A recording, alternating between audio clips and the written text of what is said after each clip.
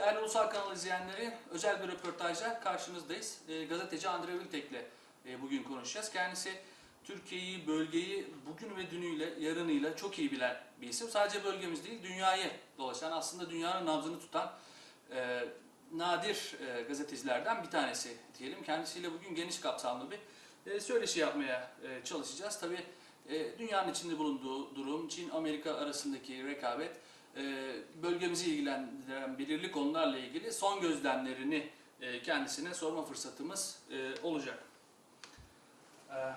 Dear Vltchek, and thank you for joining us, and you're welcome to Ulusal Channel. Today, at first,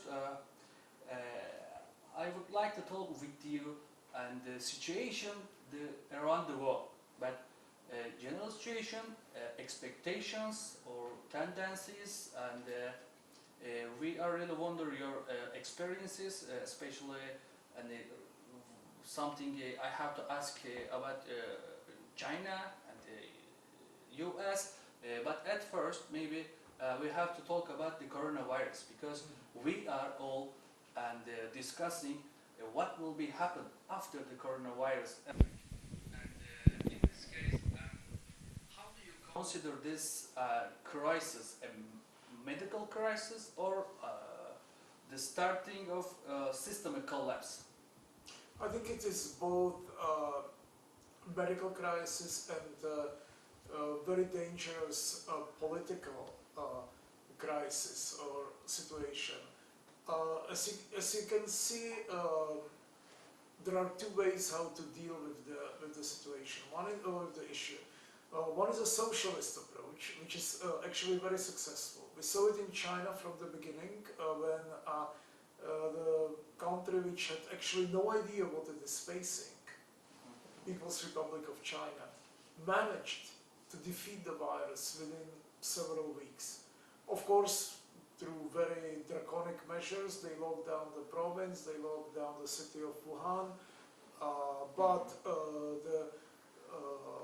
it was done with the real socialist approach, with the determination of the people, of the government, of teachers, of medical staff, and so on.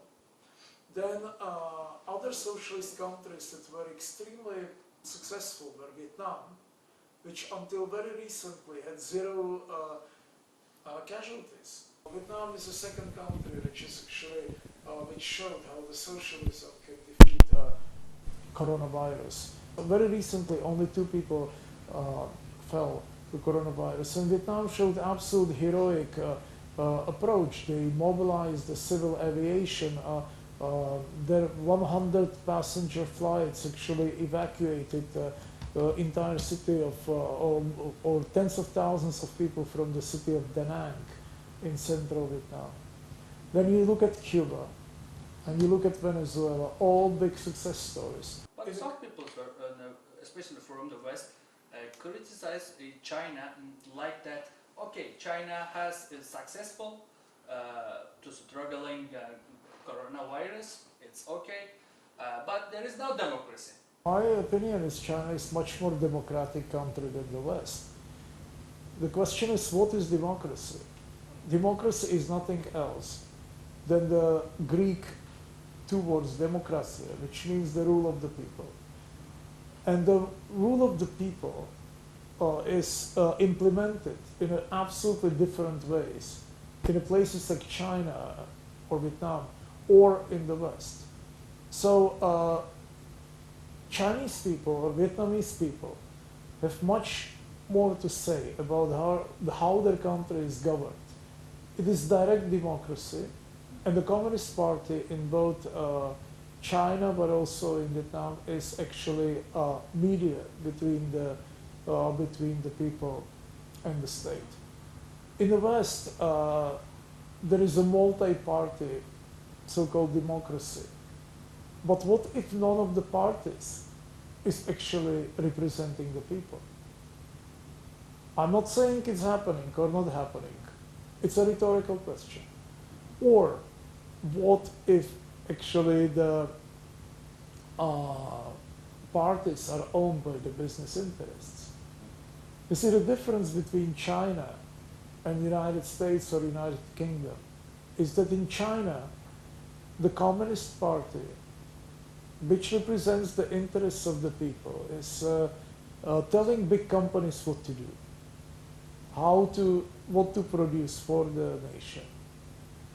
In the West, it's the opposite. The big companies are selecting the candidates of the parties and telling the government what to do. At this point, how you can describe the characteristic of China, or is there anything, or is there any model from China which is offer to the world? China is one of the oldest cultures on earth, with 7,000 or 8,000 years, depending how you calculate it. China is a country which is built on compassion and sharing, while the West is built on competition. When you see the past of the West, compare China to Europe, for example, the best example is whenever there was a famine or a plague in Europe, the states, European states, would immediately mobilize and they would attack the weak country. They would take advantage of the situation. In China, when China was an empire even thousands of years ago, when there was a drought, when there was a famine, or where there was a plague or other illnesses, the central government would immediately send food, doctors, and help to the weaker provinces. And even in the provinces, even to the countries which were at the margin of Chinese empire, because China does not believe in competition. China believes in sharing because Chinese belief is if everybody in the area of China is doing well, then China is going to do well. If there is collapse and disorder, then China itself will be facing tremendous danger. And that's a very important difference between two societies. The West doesn't understand it, or they don't want to understand it. They see BRI, Belt and Road Initiative, or New Silk Road, as if you want to call it. They see it basically as another competitive approach of China. It's not. It's an attempt to share. Yes. It's a commonwealth. It's an attempt to actually help the poor countries to become stronger, to become independent. So that's the model. But the West does not want to see this model as such. They want to see everything through their own prism, through their own eyes, which is always being competitive. To put a flag and say we won, we are victorious. This is not how China works. China doesn't believe in victories over other nations unless it is attacked, and the victory means survival of China itself. And how can we understand new Chinese model? Why I ask this question? Because and also China use some capitalist method, but in their original way. And how can we understand this? China is a mixed economy. China is using mixed economy. It is my good friend Jeff Brown, who is a big expert on China. He wrote once. He described China: communist goals, capitalist means.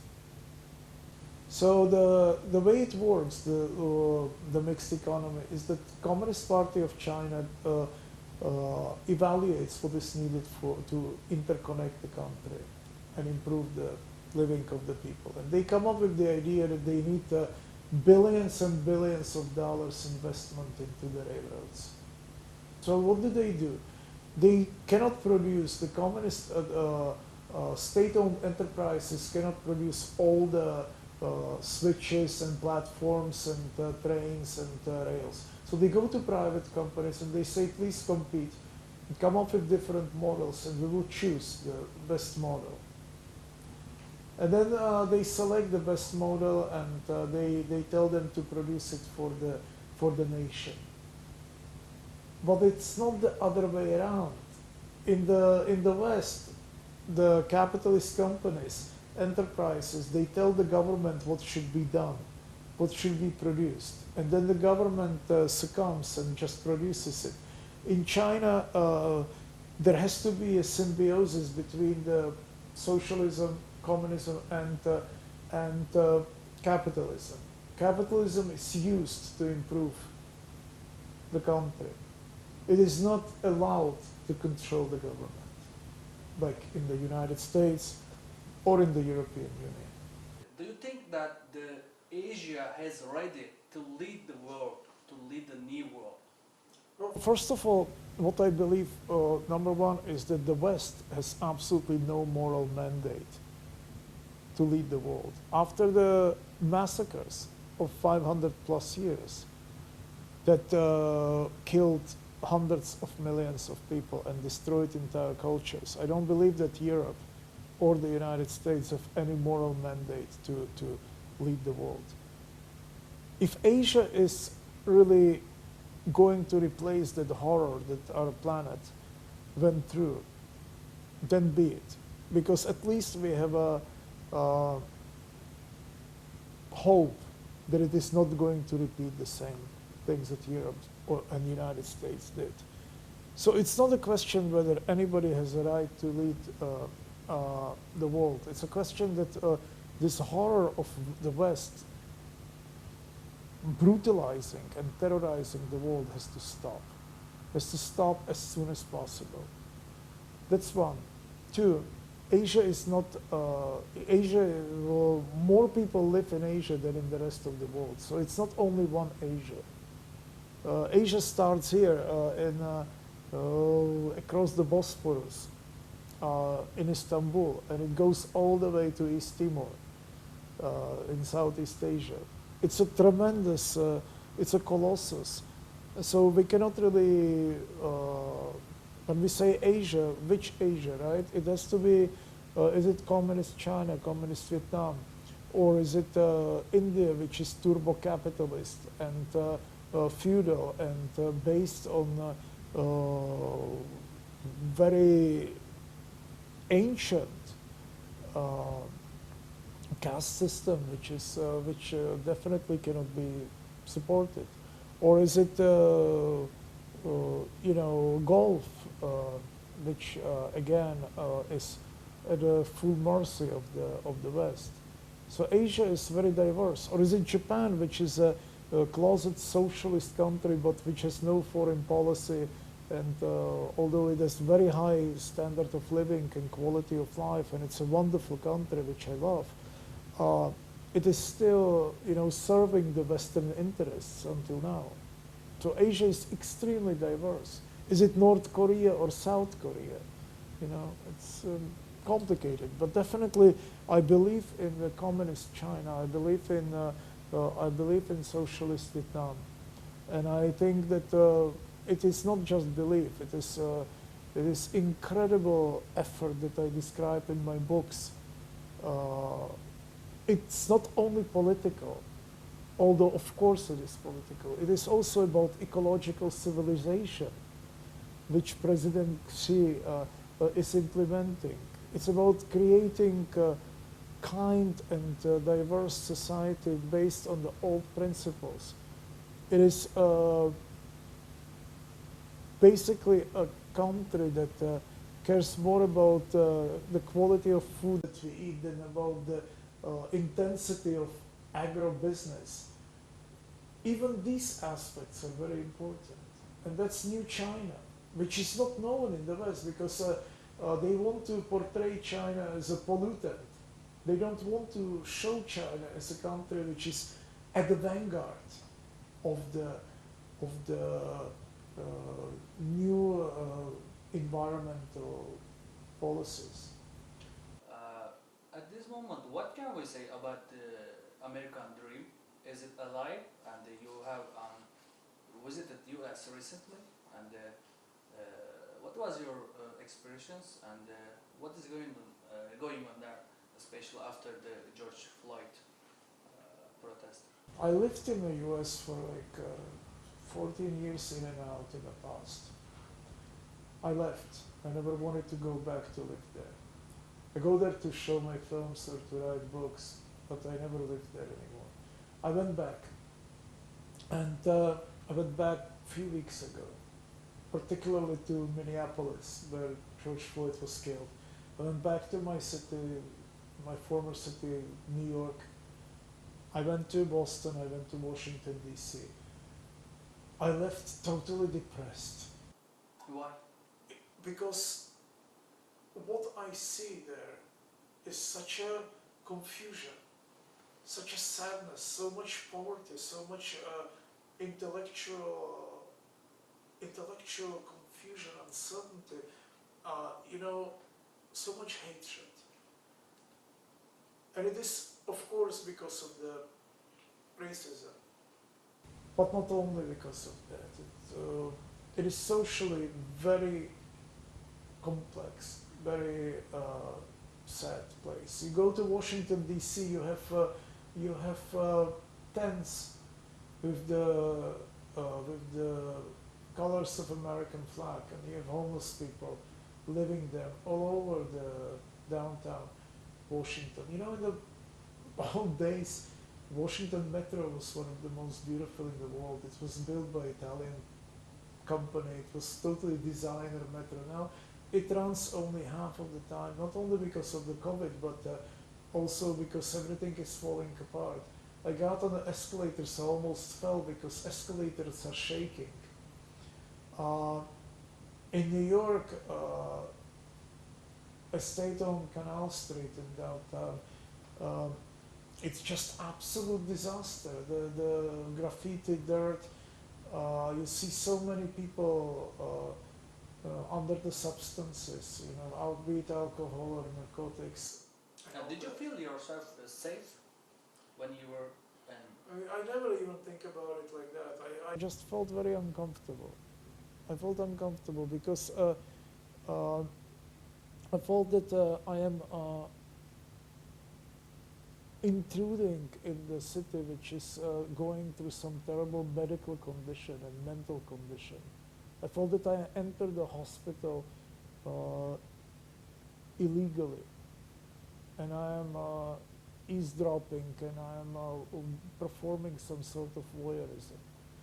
It's really, that's how I felt.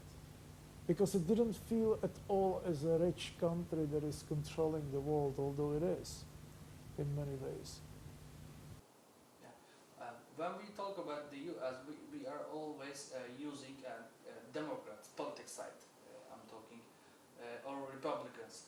Is there a possible third way? Again, I feel a lot of sadness there. I talk to people, of course, from all different political and also social levels, and I felt sadness and I felt confusion. I never got direct and strong answers. Like I would ask people, even Black Lives Matter, I would meet people there and I would say, do Black Lives Matter only in the United States, or do they matter all over the world? They couldn't answer the question.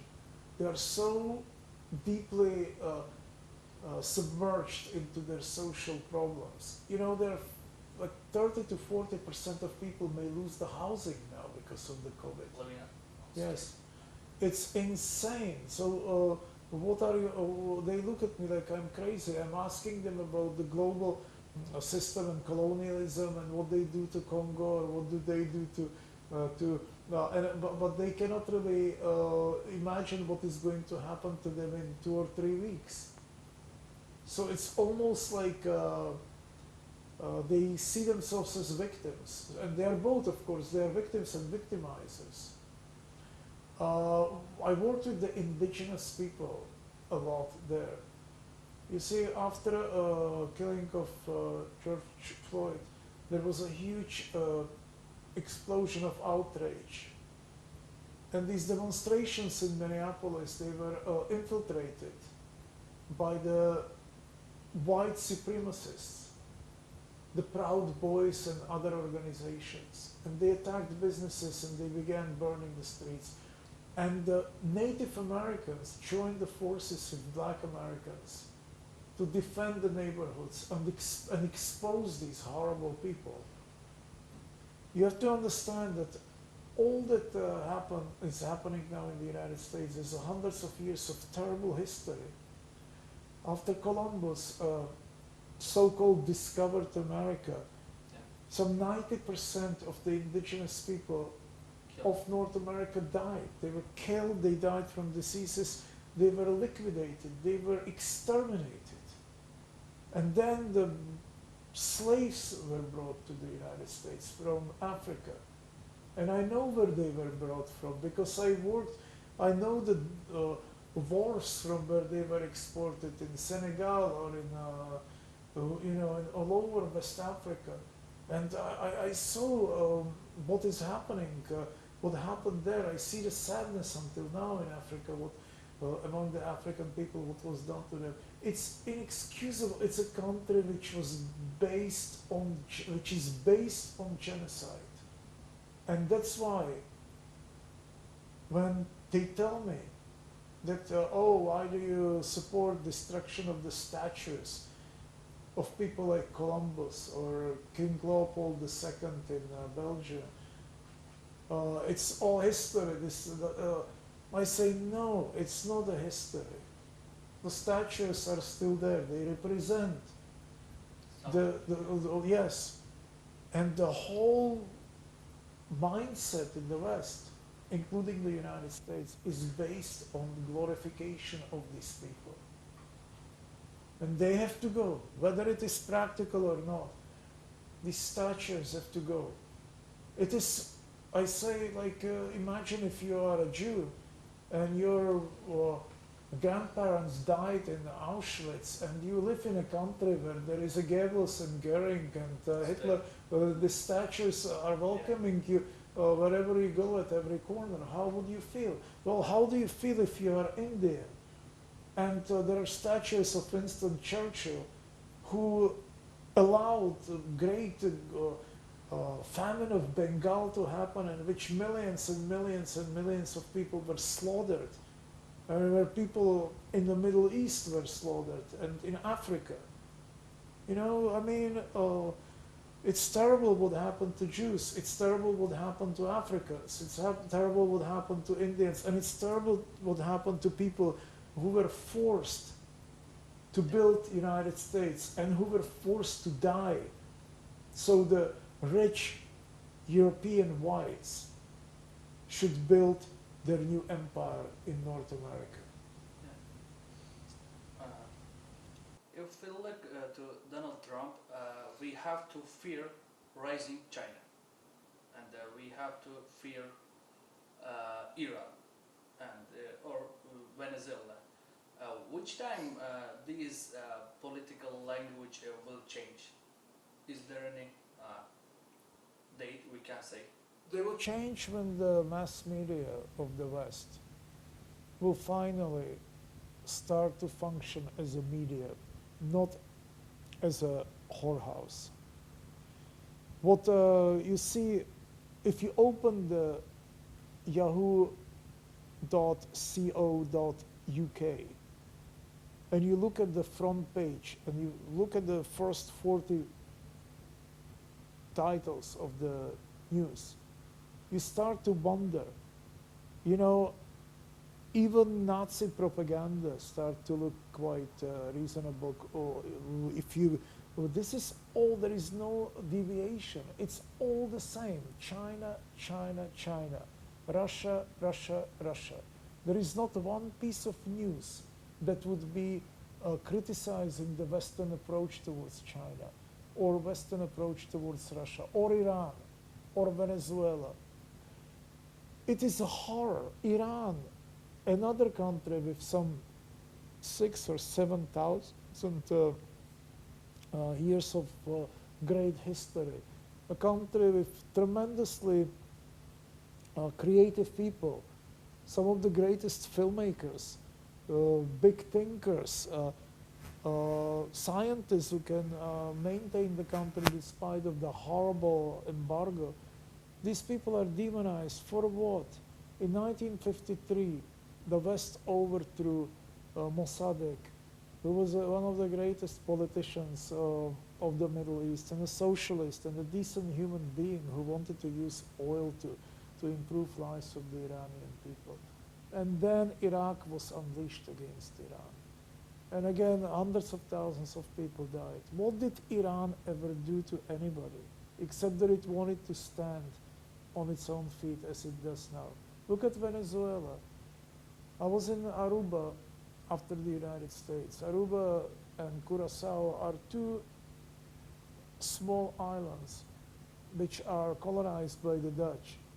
And that's where the NATO is now threatened. And it's only 20-something kilometers from the northern coast of Venezuela. And they intimidate Venezuela from there. For what? What did Venezuela do to the West? They just wanted to use the profit from oil in order to support the poor of Latin America, but also of the United States. Under Hugo Chavez, the heating oil was given to people in Boston so they could survive the winters. But that's all bad, you know. It's all bad when Cubans are sending their great medical brigades all over the world. These are greatest heroes. These people should have received Nobel Prize, Peace Nobel Prize already decades ago. They go over Ebola strikes. They go over COVID strikes. They risk their life when they get infected and they recover. They go back. These are true heroes. And what the United States does to Cuba, it is all scandalous. There is absolutely no way that all this can change until the media in the West starts telling the truth. And until the government is not controlled by the business interests. Only then. But that's the savage capitalism we are talking about. And it's reflected in political life and in the media life. We have to talk maybe about Turkey and how they consider global position of Turkey. And this is big discussion also in Turkey. Are we part of Asia or West? Are we an ally of NATO or foe or enemy? There is no final decision, and I really wonder your opinion. Okay, I have 25 years history with Turkey. When I was covering war in Yugoslavia, everybody was going to Vienna to relax from the war. I always went to Istanbul. The reason was that I suspected that there is no way to understand Balkans without understanding Ottoman Empire and without understanding Turkey. And I fell in love with Turkey from the beginning, but my love affair with Turkey is very complex.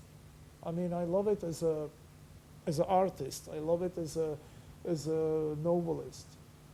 Istanbul is one of the most beautiful places on earth. I'm in love with Istanbul. But the problem with Turkey is that it is so complex politically. And it is never, you know, like with China, you know what you get.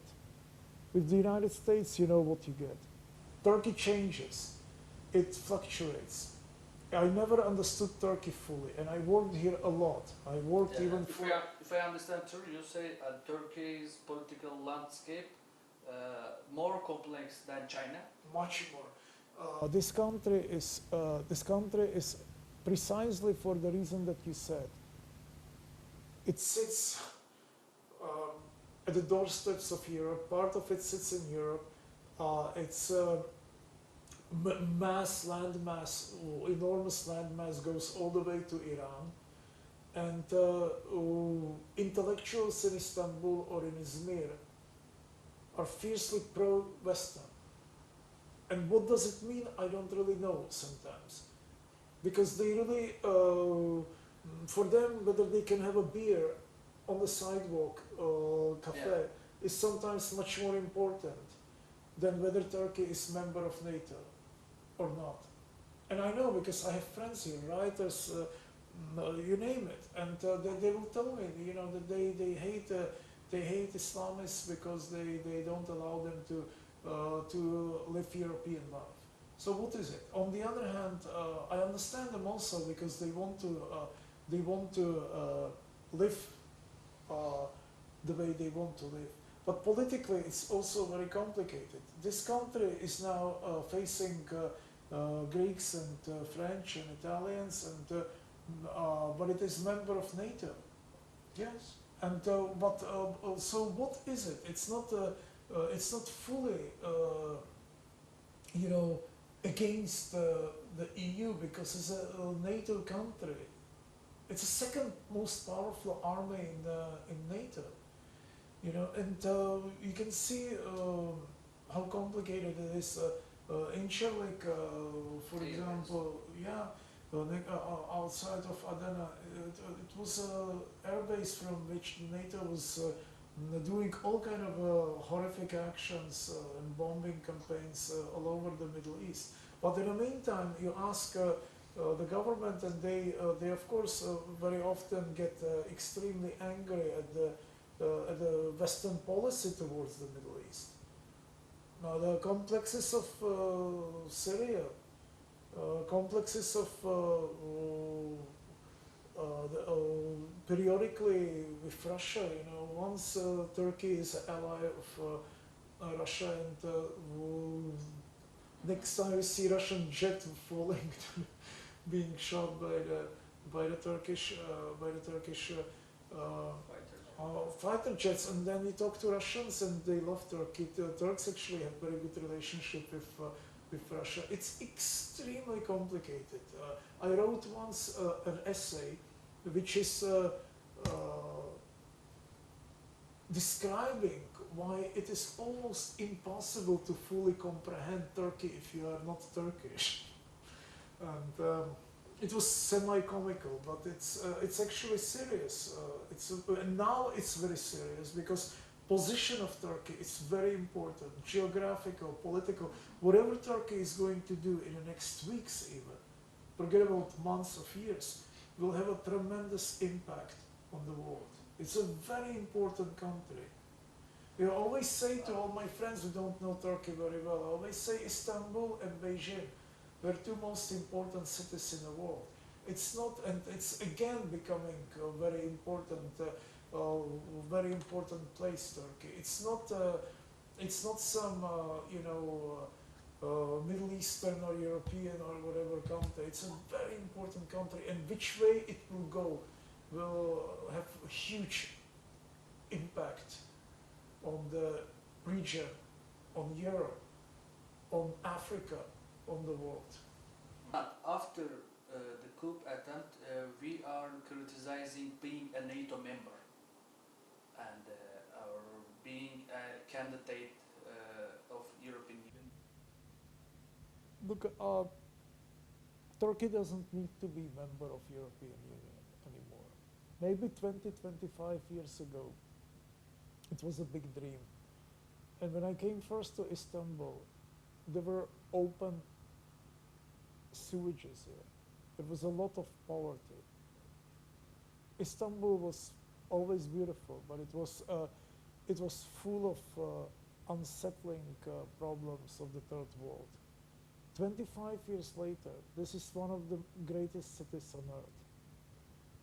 It's not perfect, but just recently I was in Madrid and I was in Czech Republic and I was in Stuttgart. It's cleaner than Stuttgart. It is the country, and I traveled all over this country. It's a very developed country in its own way. It's not Europe and it shouldn't be Europe, but it's definitely not worse than Europe. Europe is in decay. This country is definitely, no matter how you look at it, it's on the rise. So I really think that Turkey is discovering now that it should choose its allies carefully. It's better to be an ally of China or Russia, I think, right now. And it is what is happening, that Turkey is moving closer there. Then to Europe, which never brought anything good to this place. It was stabbed to the back again and again by Europe. It never really received too much. And it is big and strong enough now, I think, to stand on its feet. So I think this is where it is going to develop, that Turkey is not going to back anybody anymore.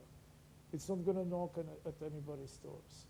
It is strong enough, it is confident enough, and it is unique enough to choose its own destiny.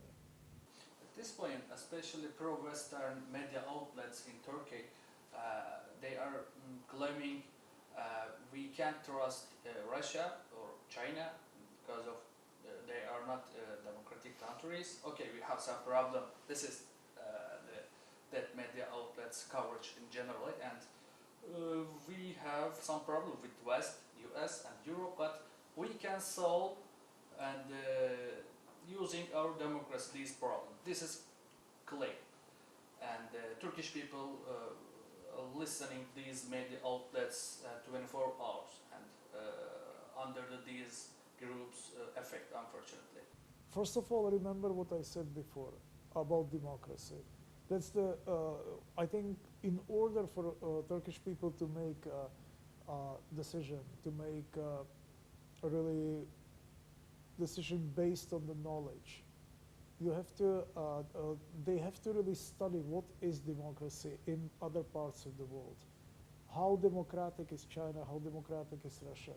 Look, your history, your culture, your essence is not democratic either in the Western sense of word. Ottoman Empire was not democratic, neither was Kemalism. It is totally different concept which you created yourself, and it is democratic for yourself. It is democratic for your own people. The system that you have doesn't leave people lying on the street rotting. You know, it is, in many ways, Turkish system is compassionate system. And you don't need the Western system in order to develop in your own direction. If you accept the Western democracy, you will be taken advantage of. Show me one country in the world where this Western democracy, so-called Western democracy, would be replanted and where it would work. It is just a facade. It's just something that makes people, that makes the West actually justify the plunder that happened. Look at the Ukraine. Look even at your neighbors. They are in European Union, Bulgaria or Romania. They plundered them totally. They are inside. They are much worse off than Turkey. You cross the border, you can see when the roads are better here right away. The houses are better, and you see so much misery in Bulgaria or in Romania. They plundered their industry. There is nothing in Bulgaria anymore. They ate their chemical industry, their agriculture, their heavy industry, everything. Ukraine, my God, it has a minimum wage on the same level as some Southeast Asian poor countries. And that's what they call it. That's their democracy. It's ridiculous. Yeah, when we look to West, we can see NATO as a big, huge military organization and cooperation. Or we can see World Trade Organization or IMF, and these are some big Western institutions. But what do we see when we look to Russia or China? Is there any alternative model? Of course. Alternative model is China-Russia cooperation itself. This is actually what the West is absolutely horrified of, and they don't want anybody to realize.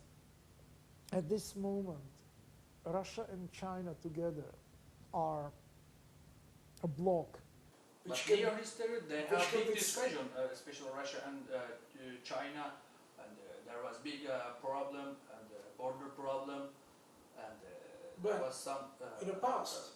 past, yeah. Yeah, Not, the Soviet Union and yeah. China, not Russia and China. Now, of course, it was again the Kissinger's doctrine and the divide and rule British doctrine. But if you look now at Russia and China, it's like two sisters, and they are tremendously interconnected now, economically, politically, and geographically. Look, everything that that one country has, the other doesn't have, or vice versa. Russia has all imaginable and unimaginable raw materials that China needs. Russia has a great space industry. It builds airplanes. It builds the nuclear power plants.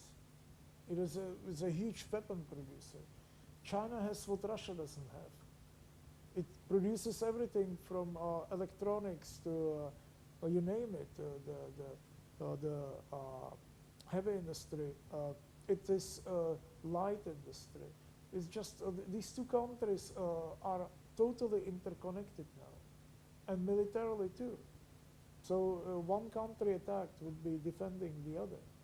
So they understood that they were fooled by the West, and they embraced each other already many years ago. And other countries are joining. Iran is joining. Venezuela is joining. Syria, to some extent, is joining. And now we look of course, at Turkey, and where is Turkey going to go? I mean, Turkey would probably benefit tremendously from joining this bloc. It's a very serious bloc.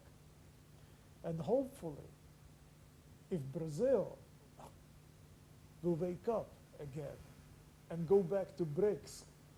What will be position of Europe in this context? Is there any integration between this new initiative project? For example, this project began from Beijing to London. There will be a big trade route also. Is there any cooperation opportunity between Europe and China, Europe and Russia? There was in the beginning. That was the idea. But of course, Europe and the United States are totally antagonistic to this because they never joined philosophically the idea of Belt and Road Initiative for Silk Road. For them, again, for the same reason that I mentioned before, it is a fight for their supremacy. They want to dominate. They want to win. They don't want this world to live in peace and in prosperity. That's the difference, extending hand. But at the end, it is cultural. They cannot really give up their dream of total domination because they realize it will be China and Russia at the end being at the front of the global development. And they cannot stand that. They cannot be number two. They always have to be number one, the West. Okay, at this stage you say China has aim at to share, not competition, not brutal war. And how can we be sure future China want to be a dominant power like as the US? Is there any guarantee? Yes, 7,000 years. This is guarantee. Yes. It's 7,000 years of being the most populous and most benign, non-aggressive country on Earth. That's the guarantee. And also the way that no country, what is happening now, the horrible attacks against China from the West, insults, even embargoes, injustice, all this, China never retaliated. It can, horribly. It can collapse the US economy in 2 weeks if it wants to. It never retaliated so far. It never shut down one single American plane. It didn't sink one single American boat that is sailing next to its shores. And it can. It perfectly can do it. This is a guarantee. Dear Andrei Vltchek, Thank you for joining us. Thank you so much. Always a pleasure.